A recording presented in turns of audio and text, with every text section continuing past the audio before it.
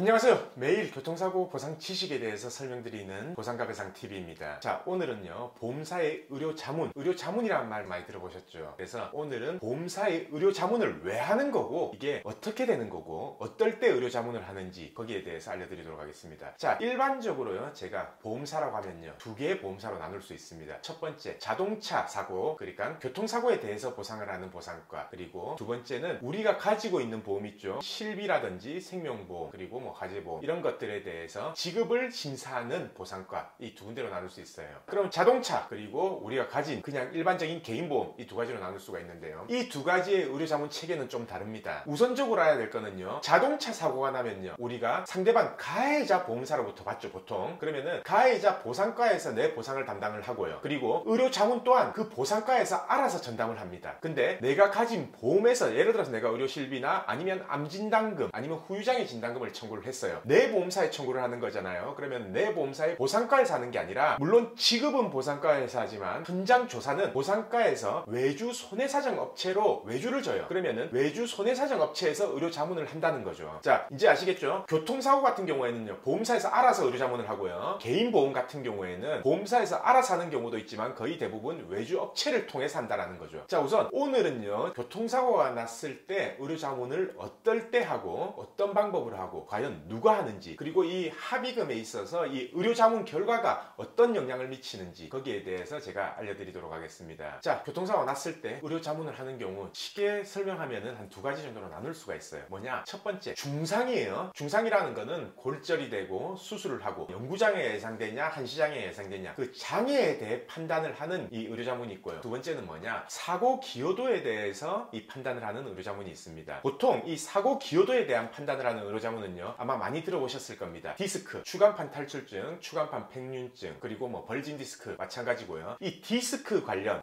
여기 또 있네요. 어깨 회전근개 파열, 흔히 말하는 이제 어깨 인대 파열이거든요. 어깨 회전근개 파열이라든지 아니면 무릎의 연골 파열, 이런 부분들은요, 꼭 안 다치더라도 생길 수 있는 부상들이거든요. 어깨를 많이 쓰는 사람은 어깨 인대 파열이 될 수가 있고, 무릎을 많이 쓰는 사람은 무릎의 연골이 파열될 수도 있고요. 그리고 허리는 모든 사람들이 항상 허리를 굽혔다 폈다 하니까 위험에 노출이 돼 있는 거죠. 자, 그럼 보험사에서 사고가 났을 때 이런 질병들, 어깨, 무릎, 허리, 이런 질병들에 대해서 만약에 진단이 나왔다, 그리고 MRI 결과상 무슨 이상이 있다 라고 나온다면은 의료자문을 넘깁니다. 의료자문을 넘겨서 과연 이게 사고 기여도에 얼마가 관여되어 있는지, 해행성은 얼마인지, 사고 기여도는 얼마인지, 이거 판단을 위해서 의료자문을 넘기고요. 두 번째, 아까 말했던 장애에 대한 판단을 위해서 이제 의료자문을 넘기는 경우가 있다고 했죠. 그거는 영구장애냐 한시장애냐, 만약에 한시장애가 나온다면 몇 년이 나오냐, 그 부분에 대한 판단이 있습니다. 자, 첫 번째, 이 영구장애 한시장애에 대한 이 의료자문은요, 보상 합의금을 결정하기 위해서 의료자문을 보통 넘겨요. 그리고 두 번째, 이 퇴행성 판단을 위한 의료자문은요, 보험사에서 의료자문을 받아놓고 이건 사고 기여도가 없다 라고 이렇게 주장하기 위해서 하는 경우가 많습니다. 자, 그러면은 오늘은요, 이 의료자문을 보험사가 한다고 했을 때 이걸 동의를 해줘야 되냐, 그리고 의료자문을 넘겨야 되냐, 이 부분에 대해서 해야 된다 말아야 된다, 이거에 대해서는 오늘 말씀 안 드리고 다음 영상에서, 제가 내일 영상에서 말씀을 드릴 거고요. 오늘은 어떤 식으로 이 의료자문이 넘겨지는지 그거에 대해서 알려드리도록 하겠습니다. 자, 지금까지는 제가 뭘 설명드렸어요? 왜 의료자문을 하는지, 그리고 의료자문의 종류는 뭔지, 그거에 대해 설명드렸죠. 그러면은 어떤 방법으로 의료자문을 하냐? 보통 교통사고 보험사 보상과에서는 의료심사팀이 있습니다. 의료심사팀에는 물론 의료심사팀장도 있고 간호사들이 보통 주축이에요. 왜냐? 간호사들이 보통 영상 촬영한 거 엑스레이라든지 MRI, 그리고 우리 의무기록 등을 전부 다 판단을 하거든요. 그래서 골라냈고, 골라내서 보통 보면은 다른 병원이라든지 아니면은 보험사 사내에 있는 의사한테 이렇게 의료자문을 넘기는 거죠. 그러면은 보통 거기서 뭘 판단하면은,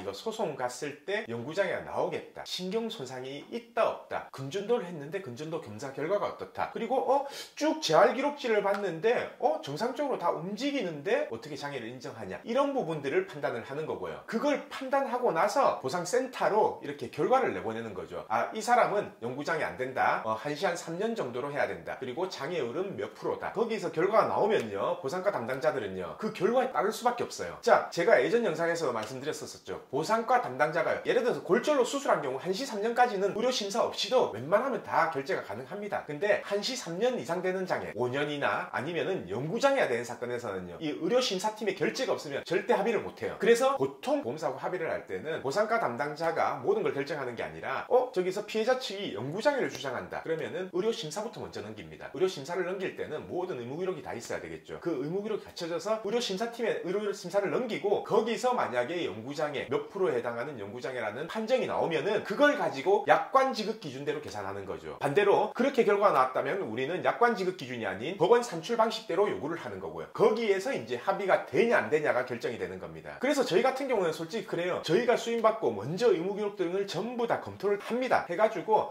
이거는 충분히 보험사한테 줘도 우리한테 불리한 자료 없다, 연구장에 나올 수 있겠다 라고 하면 보험사한테 넘기고요. 근데 그게 아니라 이거 보험사 어차피 의료자문 가봐야 연구장에 안 나오겠다 라고 하는 사건은 소송을 진행하든지 아니면 그냥 보험사하고 먼저 금액을 맞춰놓은 다음에 이렇게 의료자문을 검토를 하든지 이렇게 하는 거죠. 요때 중요한 게요, 사실 보험사 담당자나 보험사 센터장 정도 되면요, 의료자문팀에 어느 정도 내부적으로요, 이분은 연구장애가 나와야지만 합의가 된다 라고 하는 입김 정도는 가능합니다. 솔직히 말해 이제 부탁 정도가 가능하다는 얘기죠. 센터장이 의료자문팀에. 그럴 경우에는 조금 수월하게 연구장애로 의료자문을 이제 보험사 내부에서도요, 의료자문을 받아서 금액 산중하고 이렇게 합의가 되는 거고요. 이거는 보험사하고 이야기가 잘 됐을 때, 협의가 잘 됐을 때 하는 얘기고, 협의가 안 되면은 어쩔 수 없습니다. 우리는 연구장애 주장했는데 보험사에서 의료자문에서 3년 이상 안 준다라고 한다. 그러면 어떻게 되겠어요? 당연히 소송밖에 없는 거죠. 그래서 이 의료자문 체계에 대해서 알아야지만 의료자문을 넘기는 게 내한테 유리할지, 안 넘기고 다른 방법을 통해서 우리가 장애 진단을 먼저 끊어 들어간다든지 이런 다른 방법을 통해서 하는 게 유리할지를 판단을 할 수가 있습니다. 이런 것 때문에 전문가 선임이 필요한 거고요. 자, 이거는 이제 제가 장애에 대한 의료자문에 대해서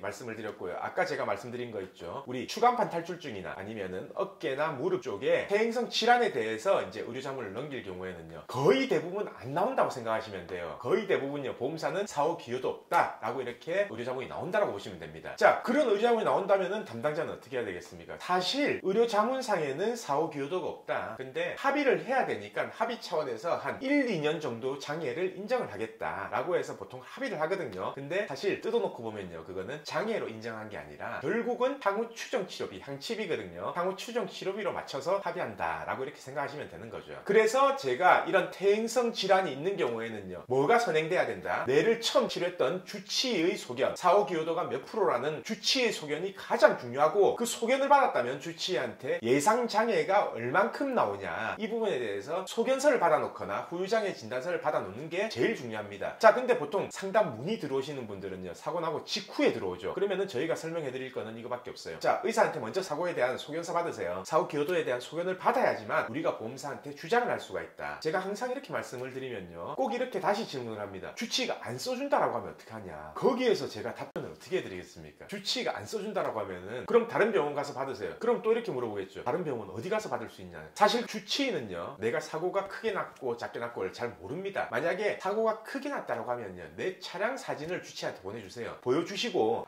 사고가 뭐 반파될 정도, 완파될 정도로 이렇게 컸다. 그러니까 이 정도면은 충격이 있지 않았겠냐. 그리고 사고 현장 차량 사진하고요, 예전에 내가 허리 치료받은 적도 없는데 만약에 주치의가 사고 기여도가 없다라고 한다. 그러면은 국민건강보험급여내역이라고 있습니다. 각 지점에 가셔가지고 발급을 받으시면 되는데, 국민건강보험급여내역 최근 한 5년치를 뽑아가세요. 뽑아가셔가지고 주치의한테 보여주세요. 자, 나는 5년 동안 한 번도 이 허리에 대해서 치료받은 적 없다. 그리고 사고도 이만큼 컸다. 그렇기 때문에 나는 이렇게 만약에 추간판 탈출이 발생했다 하더라도 난 기여도 없다라고 생각된다. 근데 의학적으로 그거에 대한 판단을 해달라. 그리고 거기에 대한 소견을 적어달라 라고 이렇게 부탁을 하셔야 됩니다. 자, 어떻게 보면요, 보험사의 의료자문 무조건 부당한 것도 아니고 무조건 맞는 것도 아닙니다. 제가 생각했을 때는요, 보험사의 의료자문은요, 한 80% 정도는 자기들 입맛대로 하는 거고요, 한 20% 정도는 그래도 정확하게 나오는 의료자문도 있습니다. 똑같이 우리가 연구장애 주장했는데 보험사도 의료자문상 연구장애 나오는 경우도 있어요. 그 대표적인 게요, 뭐 척추 압박골절, 십자인대 파열 같은 경우는요, 연구장애는 연구장애인데 그러면 이 장애율을 어떻게 할 거냐에 대한 이견이 있는 거지, 저희하고 생각 비슷하게 나오는 의료자문도 있기 때문에 그게 맞는 의료자문이다 아니다, 그리고 이 의료자문을 해야 되냐 말아야 되냐, 이런 것들은 꼭 합의 전에 전문가하고 상담을 통해서 진행하는 게 맞습니다. 자, 그럼 오늘은 이 보험사의 의료자문 과연 절차하고 왜 하는 거고 이게 맞는 의료자문인지 아닌지 거기에 대해서 제가 말씀을 드렸고요. 내일 또 새로운 주제로 찾아뵙도록 하겠습니다. 자, 오늘 방송 끝까지 봐주신 구독자분들 감사드립니다.